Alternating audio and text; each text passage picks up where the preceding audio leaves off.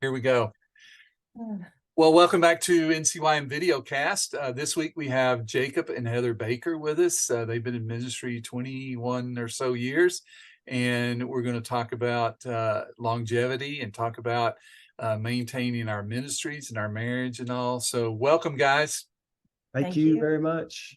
Well, let's just jump right into this. And Heather, I want to hear your voice too when we talk about this, of being married and being in ministry. How do you guys manage ministry and marriage and parenting and me time? Give us some pointers here. Yeah, as we put our schedules together, we even did this the other day, just recently, with our fall schedule. With all of our church commitments that are beyond even youth ministry, our youth ministry commitments and what we desire to do, our family and just everything. It gets crazy busy, and so we sit down with our schedule. Honestly, we make sure that there's input on from both of us before we decide anything. Everything's okayed and check marked by her. If not, she's sometimes in the driver's seat saying, "Hey, instead, what if we did this," kind of stuff. So our schedule is very much a team effort in that respect. Okay. Yeah, I would just add to that we do try to limit what we do. We don't want to overextend ourselves and get tired. And so during the summer, we knew from the very beginning in youth ministry, when we set out, we knew that some youth ministers were just gone the whole summer, and we didn't want to be that busy. So we've set out to do like 1 week of camp, 1 week of break, 1 week of this, 1 week of break. And so we would put a break and rest. And so, because we knew we needed that, a rest between each event. So we had energy to do what we needed to do. Yeah. And so that kind of boundaries that we've always set. When we were first married, I think we put boundaries on Friday nights. It was going to be our night to go on date nights. But so throughout the years, we've kind of just put some boundaries on, let's not do too much, but enough, Yeah. Wow, that sounds important.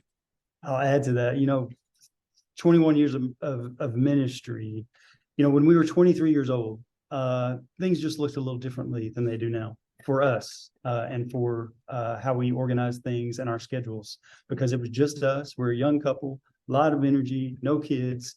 It was a different situation, and we got to say yes to a lot more. And we learned over the years, especially as we had kids and all those things. It's like, okay, we got to learn how to say no, or what to say yes to. And our eldership, our leadership has been supportive of that throughout that process. Mm-hmm. Yeah. Yeah. And so I'm assuming you've had parents through the years that come to you and say you don't do enough or you do too much. How do you work with those nice parents? Well, I gotta be honest and say, we don't have a lot of squeaky parents who are complaining one way or the other. Stay at that church. Yeah, right. We just might. But we just knock on wood. I just be honest, we just don't have a whole lot of that. I can't even think of an instance where a parent said we're not doing enough or we're doing too much. But I get it. I know that there's got to be some on both sides of that aisle. But we've been very blessed and hopefully been able to kind of balance that and find a sweet middle spot. Yeah, that's good. And parents, they may not know it, but they need that balance too. I mean, if their kids are going, it wears you out, and it wears your wallet out also. Mm-hmm. So, and you mentioned that, and I'll tell you, we've got a family that has 5 kids in our youth group.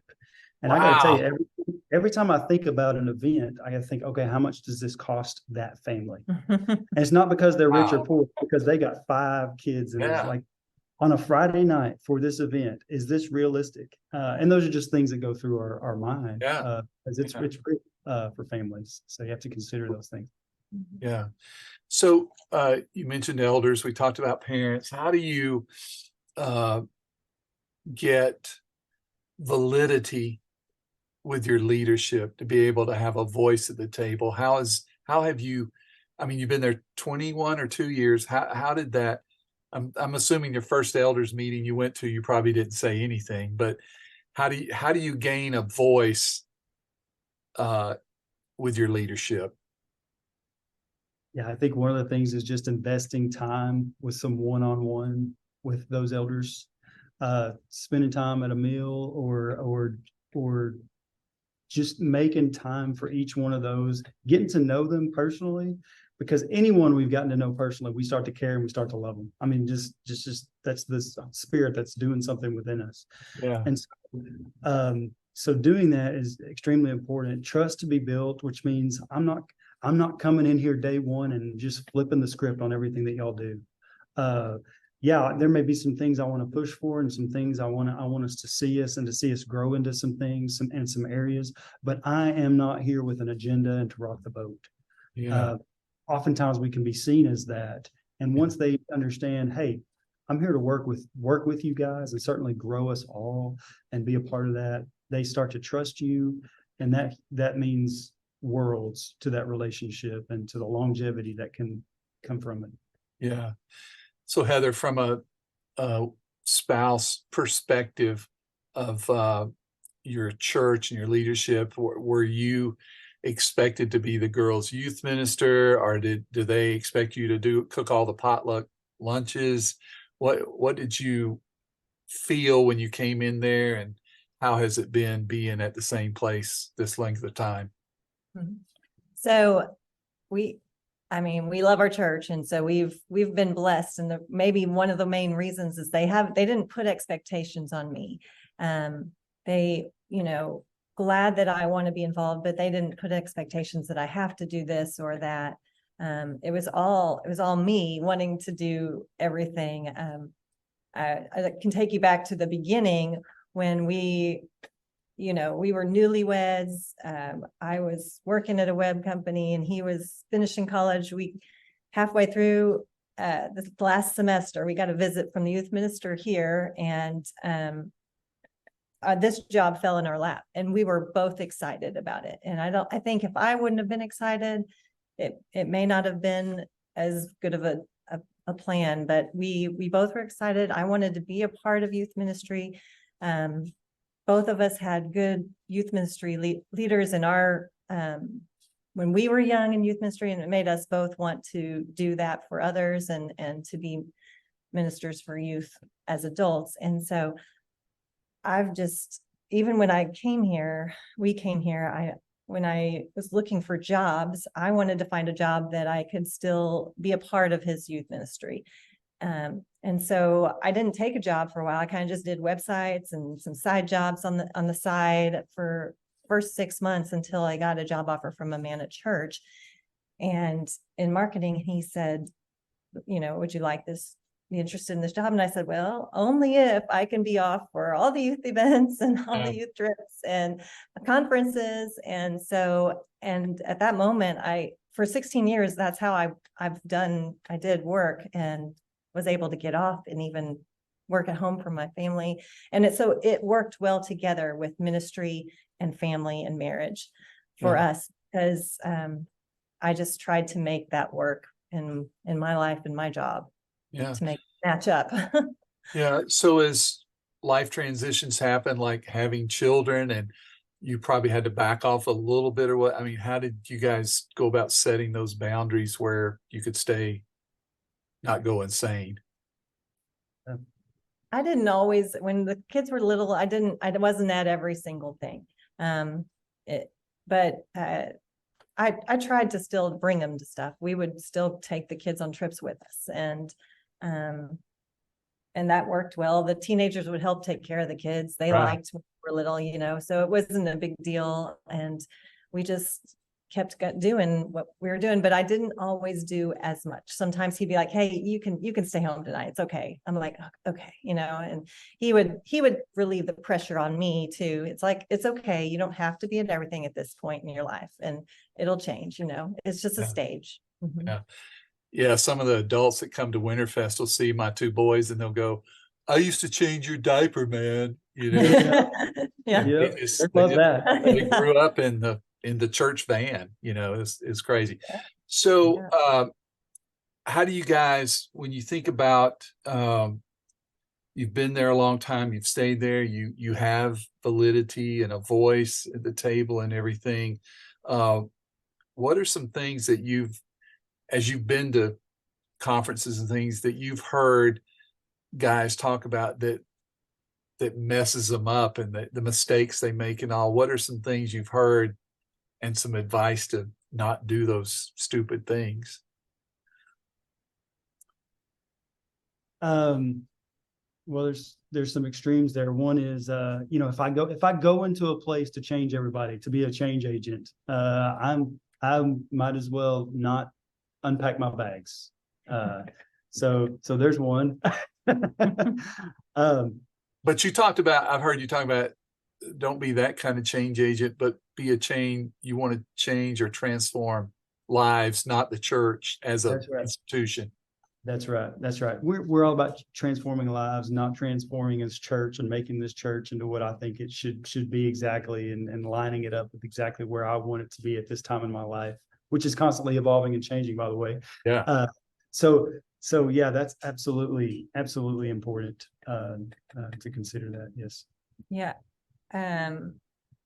So I was just going to add to maybe a little bit, like sometimes Jacob's personality has really meshed well with our leaders because he's a peacemaker. And so I think that has helped us to stay at one place a long time because he's not in there rocking the boat or trying to stir up trouble or anything like that.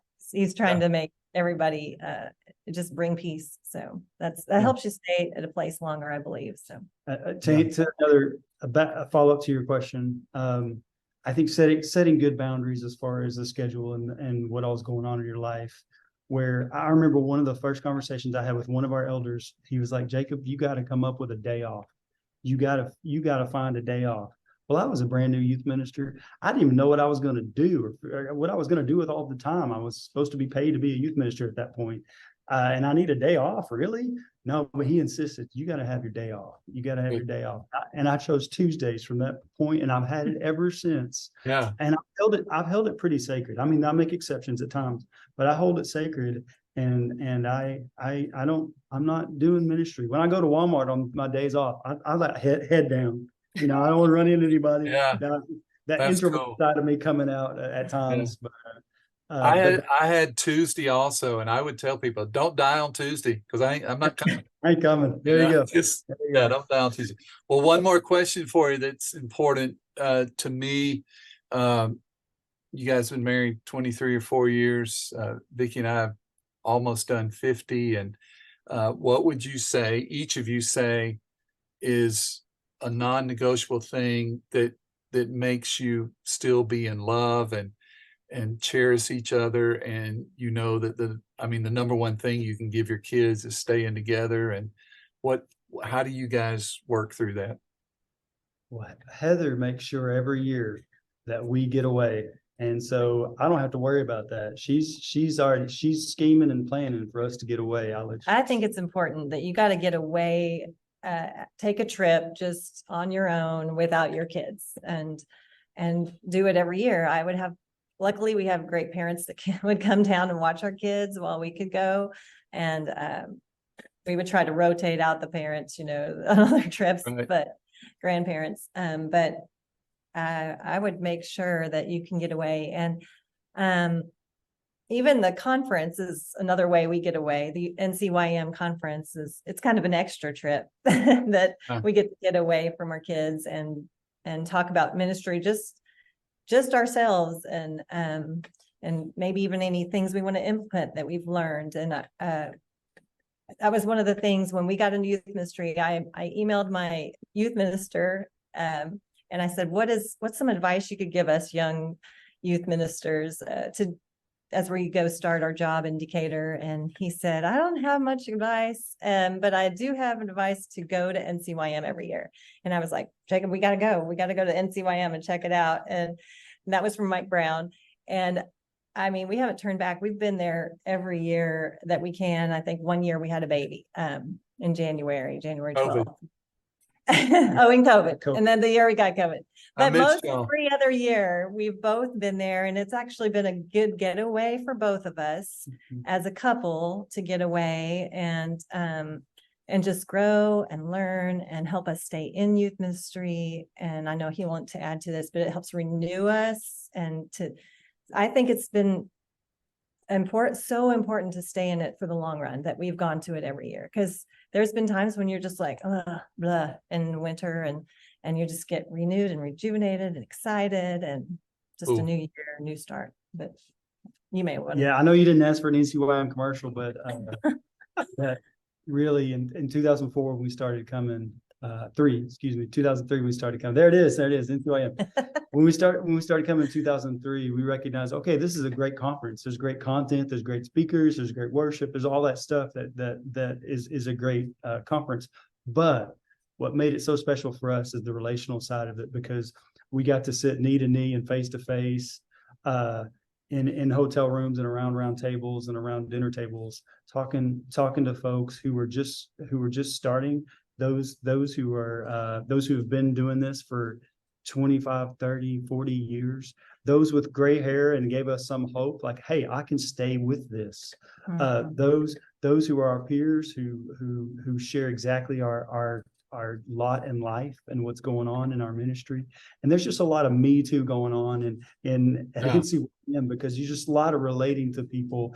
And that's been so beneficial for us, because we can hear their stories, we can empathize, and they do the same with us. And it's just been a very powerful thing for us. And I think staying in a long haul. And like when we first got in youth ministry, the numbers were that people weren't staying in it very long. They were either, leaving a church in a year and a half or leaving ministry, within 5 years for sure. And we were like, how do we fight against that? I think we need to keep coming to NCYM, and seeing these other people who've been in it for the long haul. Yeah. Yeah. Well, you could give, besides going to NCYM in January in Daytona Beach, Florida, what one piece of advice, quick one piece of advice you would give to youth ministers or children's ministers or both? One piece. I'm struggling here. I know, Just because for I was fun. NCYM. It's my what we do in working with in the lives of kids and in the lives of youth. When you really step back and you think about it, you think about, okay, I'm trying to plant seeds, kingdom seeds in young people. How much more important can it be than that? Yeah. Yeah. And also how much we complicate that sometimes. But if I kind of refocus that and I say, okay, I'm just really here to plant kingdom seeds, that gives me just great energy and joy to know that I can just be a part of that and play a part in that. And it's worth something. It's valuable. Yeah. Well, guys, thank you so much. Heather, I'll get this to you here in a couple of days, and God bless you. See you soon. all right. Thank you so much, Dudley. Dudley.